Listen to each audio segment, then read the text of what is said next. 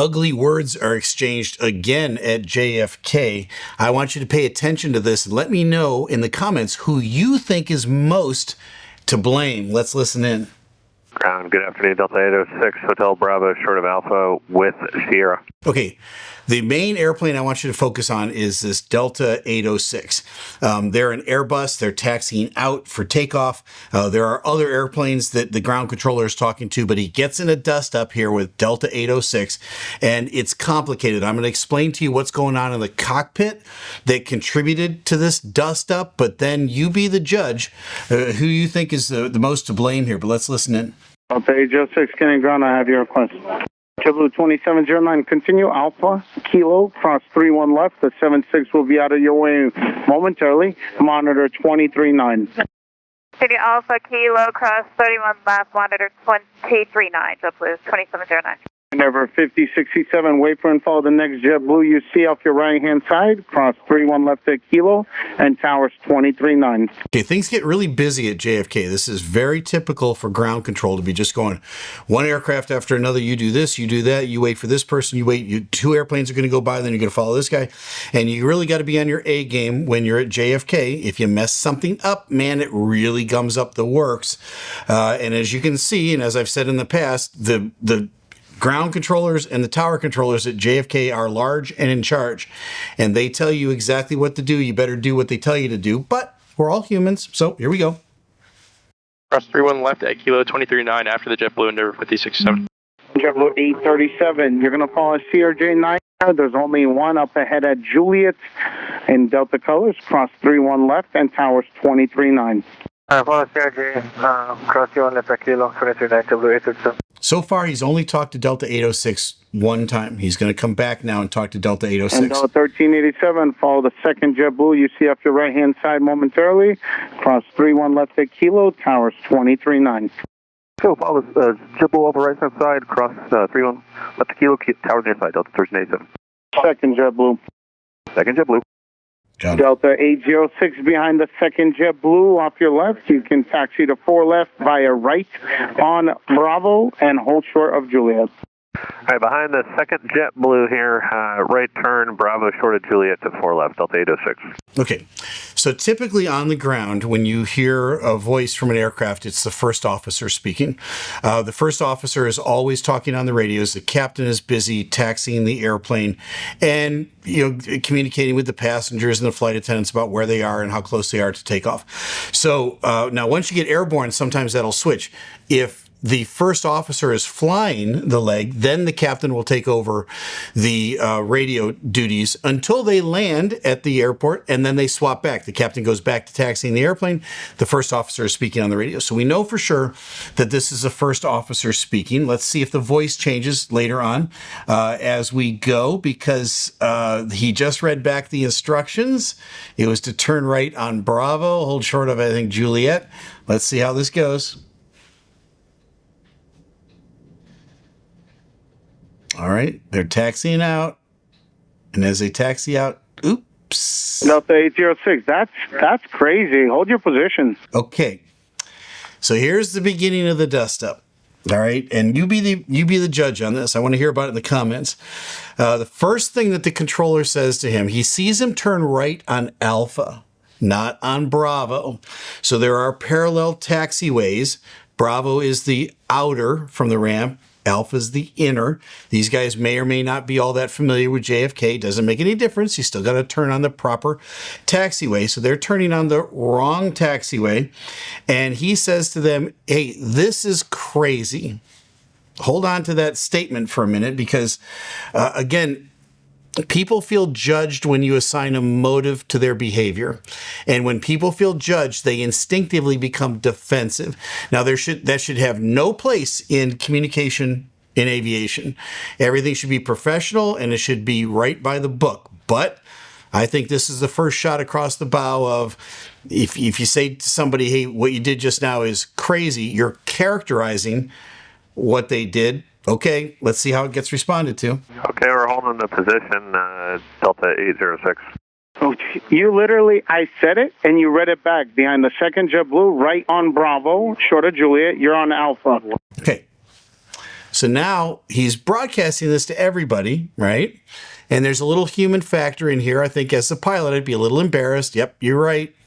You don't have to tell the whole world. First of all, you called me crazy, and now you're telling, I told you to turn right on Bravo, and you turned right on Alpha. Yep, I know.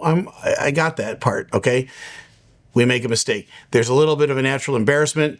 And then you kind of want to reply to that with that, okay, we screwed up. Well, here's what he says. Oh, Delta 806, I made a mistake. Don't freak out on me. If you want, I can make the U-turn and go wherever you want. I make mistakes. Okay, that's a different voice. That's a different voice.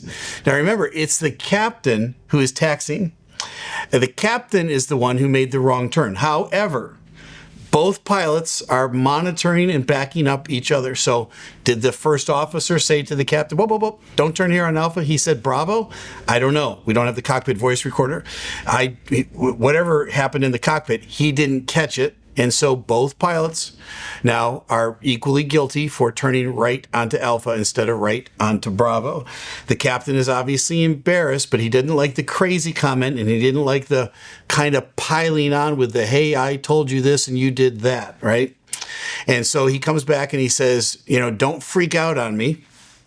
All right, that's not standard phraseology. That's a little over the top. I understand where the response is coming from, but everybody's got to rein it in. It's going to get worse. Here we go. Oh, no. We're not going to do that. You're not going to play the victim here when nobody has started crashing out. Delta 806, continue Alpha, hold short of Kilo Echo. Alpha short of Kilo Echo, Delta 806. Okay, so one guy chimes in on the mic from Delta 806 and says God, and the FO goes back to reading back the instructions. So I think the captain chimed in, gave his 2 cents worth. FO's back on the radio now. They're going to taxi ahead, and they're going to make a little bitty right turn here, and then they're going to get put in the penalty box for a little while. All right, you can always expect that. If you mess up something at one of these major airports, they're probably, unless they want you out of their hair right away, they're going to put you in the penalty box, and you're just going to have to sit and think about it and cool your jets. All right, no pun intended, for a while. They get put in the penalty box here. Here we go. They're taxiing out. Number 5015, cross runway 31 left at He's Kilo doing and business with monitor everybody tower on else. 123.9. Cross runway 31 left at Kilo and 1239 Air 5015. See ya. Yep. Brickyard 4449, Okay. There's going to be a Delta connection CRJ9 off your left-hand side momentarily. Follow them. Cross 31 left at Kilo and monitor 239. Okay, so now he's talking to everybody else. Now, what's the conversation like in Delta 806? Well, what's going on between the captain and the co-pilot? First of all, the captain's embarrassed that he turned right onto Alpha, and then he got called out for it, and then he said he was crazy, and then he keyed up the mic, and then he got chastised for that, saying, no, we're not going to do that now. You're not going to play the part of the victim. If I was him, I'd be fuming mad at this point. Now, here's the key with all this. Everybody's got to wear their big boy or their big girl pants when they go to work at a major airline at a major airport. And so you gotta work to rein it in and not let your emotions get the better of you. Sometimes it's easier said than done in that regard. The conversation between the first officer and the captain they're probably venting with each other right now. Like, this guy's this, that, and the other thing. They're letting each other know how they feel about the situation. That's okay. I think on some level, there's some good that comes out of that. But don't let that spill over onto the radio. And more importantly, don't let that spill over into the rest of the flight. If you get so agitated and so wound up to the point where you're not concentrating on doing your checklist and getting off the ground safely, then maybe you need to turn around and go back to the gate, take a breather for a little while, and decide whether you want to come back and do this later on today or another day. I think that's, again, every pilot has to make that decision. One of the things, the beef I've got with the controller here is that he judged them, he embarrassed them, he scolded them. He did all three of those things, and I would contend that none of those things were professional either. He should have kept that to himself and just basically gave him, all right, I see you turned right on Alpha. Hold your position. I'll get back to you with further instructions. That's all you got to say. You don't have to call him a victim or tell him he's playing the part of the victim. even though he might be a little bit, okay, I get that. That's not something you say on the radio. Why? And here's for my friends at JFK Ground Control. Here's why you don't want to do that. Because now the pilots are agitated. You're still working the scope and you're going to get in your car and go home in a little while. These guys are going to fly an airplane who knows where. They're going to fly it across country, down south, across the ocean. And you don't want to, for no particularly good reason, get them agitated and wound up. It creates a safety situation. And so that's why everybody's got to keep it professional, keep it civil on the radios, but make sure you're not assigning a motive to somebody's behavior. That's the key with all of this. All right, he's going to keep talking to other airplanes. Behind the Delta CRJ connections and cross 31 left at Kilo Echo, Kilo Echo, then 23.9 on the other side, Vickard, 44.9. It's at Kilo.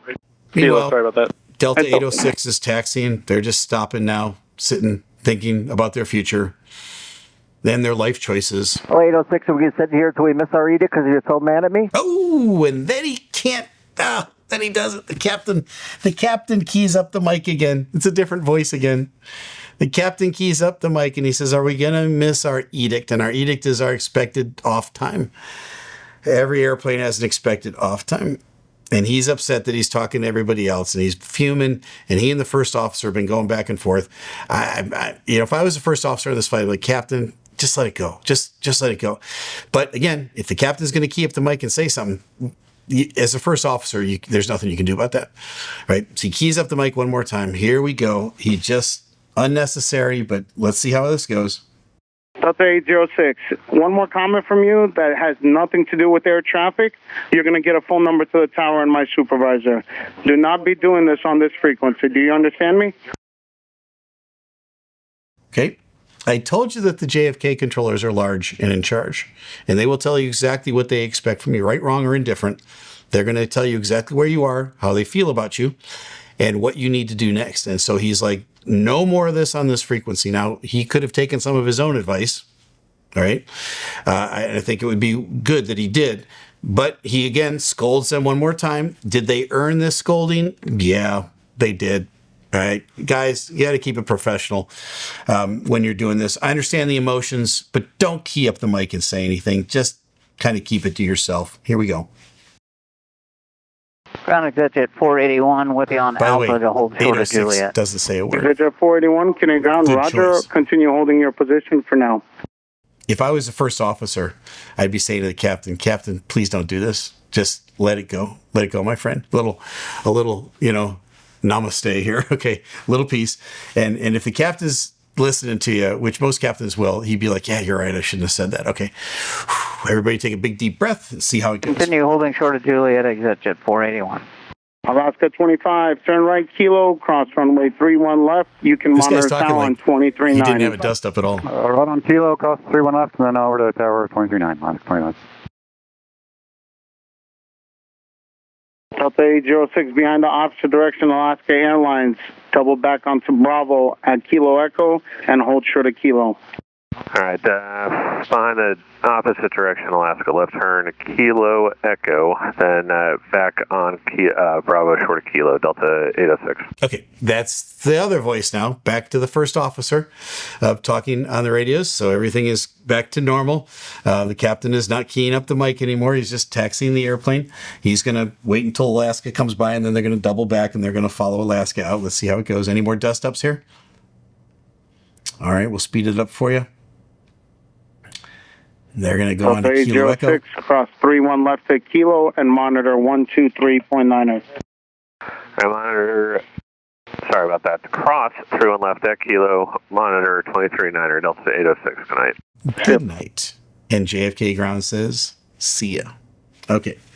Everybody's kissed and made up sort of here at the end. This is the way boys fight. I had 4 boys and 4 girls, and my wife did not understand our boys because when boys got into a dust up, they called each other names and they hit each other. And that resolved the whole thing.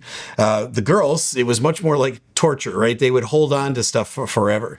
These guys get in a dust up, words are exchanged back and forth. Kind of unprofessional, I think, on both sides. I still want to know who you think started this fight and how it could have been handled better. But then eventually everybody sort of kind of kisses and makes up. These guys head off. They take off, uneventful flight on their way ahead. And but JFK again. Folks, you hear a lot of this sort of stuff at JFK, and they get into this dust up. I want to know what you think about the whole thing. Well, now you know. I'm Captain Steve. Fly safe. This was a tense dust up at JFK. If you want to see another video or two where there were some tense moments at JFK, check out one of these two videos.